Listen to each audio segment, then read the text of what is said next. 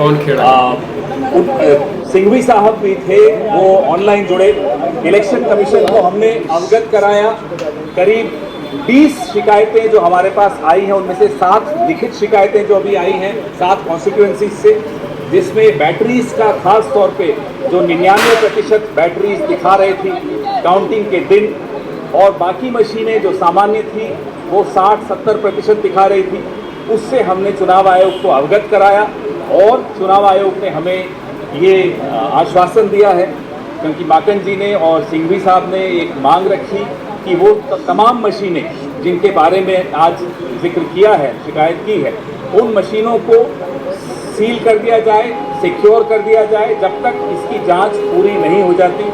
हमने चुनाव आयोग को ये भी कहा कि अगले 48 घंटे में हम बाकी शिकायतें जो हमारी एकत्रित हो रही हैं, हरियाणा प्रदेश कांग्रेस कमेटी के अध्यक्ष उदय भान जी इकट्ठी कर रहे हैं, वो तमाम शिकायतें भी हम अगले 48 घंटे में उपलब्ध करा देंगे चुनाव आयोग को।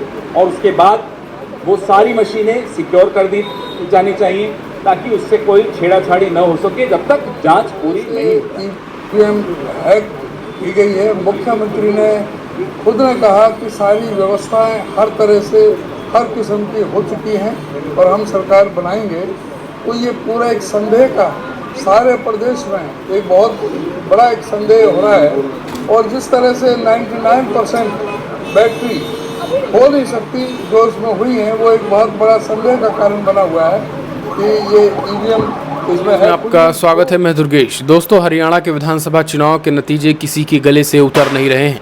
इस पूरे मामले में कांग्रेस पार्टी ने बड़ा फैसला लिया है। कांग्रेस पार्टी पहुंची है चुनाव आयोग और 20 सीटों पर जो है वो एक बार फिर से ईवीएम की रिकाउंटिंग की मांग की है। कहा गया है कि ईवीएम को सील किया जाए, फिर से ईवीएम की काउंटिंग हो और कांग्रेस पार्टी इस पूरे मामले में चुनाव जीतेगी।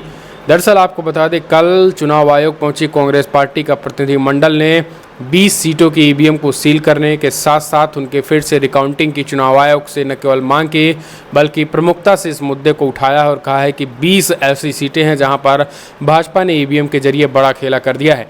1 नहीं, 2 नहीं, 3 नहीं, बल्कि 20 जगहों से कांग्रेस पार्टी के कार्यकर्ताओं ने आपत्ति जताई है कि 20 जगहों 20 ऐसी सीटें हैं जहां से ये पूरा खराबी का मामला सामने आया है। उसके बाद चुनाव आयोग पहुंचे कांग्रेस पार्टी के प्रतिनिधिमंडल ने चुनाव आयोग से बड़ी मांग की है। पहले आप सुन लीजिए क्या कुछ कहना है कांग्रेस पार्टी के नेता और प्रवक्ता का, उसके बाद हम आपको बताते हैं क्या कुछ कहना है। सुनिए क्या कुछ कहना है। और कौन खेड़ा? सिंघवी साहब भी थे, वो ऑनलाइन जुड़े। इलेक्शन कमीशन को हमने अवगत कराया। करीब 20 शिकायतें जो हमारे पास आई हैं, उनमें से 7 लिखित शिकायतें जो अभी आई हैं 7 कॉन्स्टिट्यूएंसीज से, जिसमें बैटरीज का खास तौर पे जो 99% बैटरीज दिखा रही थी काउंटिंग के दिन, और बाकी मशीनें जो सामान्य थी वो 60-70% दिखा रही थी। उससे हमने चुनाव आयोग को अवगत कराया और चुनाव आयोग ने हमें ये आश्वासन दिया है, क्योंकि माकन जी ने और सिंघवी साहब ने एक मांग रखी कि वो तमाम मशीनें जिनके बारे में आज जिक्र किया है, शिकायत की है, उन मशीनों को सील कर दिया जाए, सिक्योर कर दिया जाए जब तक इसकी जांच पूरी नहीं हो जाती। हमने चुनाव आयोग को ये भी कहा कि अगले 48 घंटे में हम बाकी शिकायतें जो हमारी एकत्रित हो रही हैं, हरियाणा प्रदेश कांग्रेस कमेटी के अध्यक्ष उदय भान जी इकट्ठी कर रहे हैं, वो तमाम शिकायतें भी हम अगले 48 घंटे में उपलब्ध करा देंगे चुनाव आयोग को।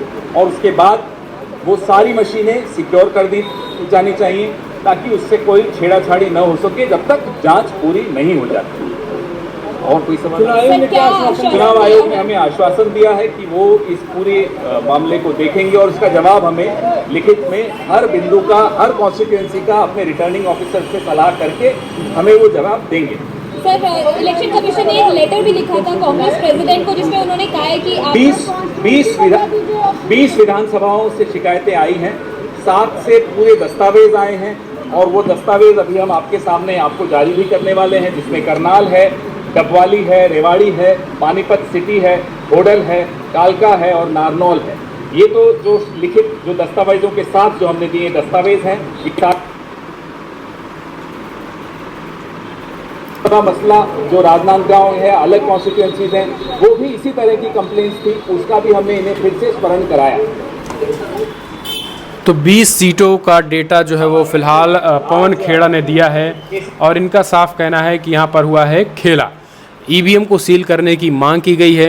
इनका कहना है कि जो टेम्परिंग हुई है वो ईवीएम में हुई है, बल्कि एड ऑन किया गया है ईवीएम को, क्योंकि जिस तरीके से ईवीएम की बैटरी 99% दिखती है, एक क्लियर कट मामला है कि ईवीएम को ऐड किया गया है और जिन ईवीएम्स को ऐड किया गया है उन ईवीएम में भारतीय जनता पार्टी की सबसे ज़्यादा जो है वो बीजेपी को सबसे ज़्यादा वोट मिले हैं और जिन ईवीएम के जो है वो बैटरी 60 से 65% थी, उन ईवीएम में कांग्रेस पार्टी जीती हुई है।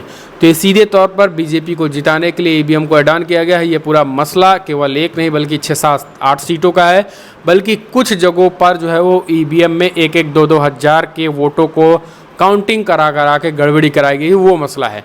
टोटल ऐसी 20 सीटें आई हैं कांग्रेस पार्टी को, जिन्होंने सीधे तौर पर ये कहा है कि ये पूरा का पूरा मामला 20 ऐसी सीटें हैं जिन पे कार्रवाई करने की ज़रूरत है। तो ये पूरा का पूरा पवन खेड़ा का कहना है। अब हम आपको दिखाते हैं क्या कुछ कहना है कांग्रेस पार्टी के लीडर का।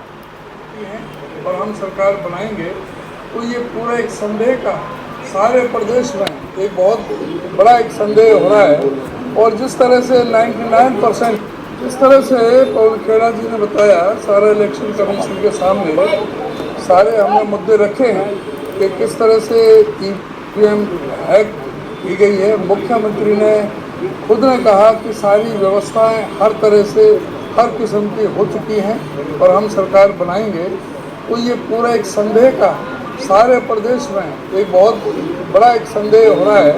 और जिस तरह से 99% बैटरी हो नहीं सकती जो इसमें हुई है, वो एक बहुत बड़ा संदेह का कारण बना हुआ है कि ये ईवीएम इसमें हैक हुई है। जो 99%, 95%, 90 से जो अबव हैं उनमें सबसे ज़्यादा उनमें ही बीजेपी का सहारा हुआ है।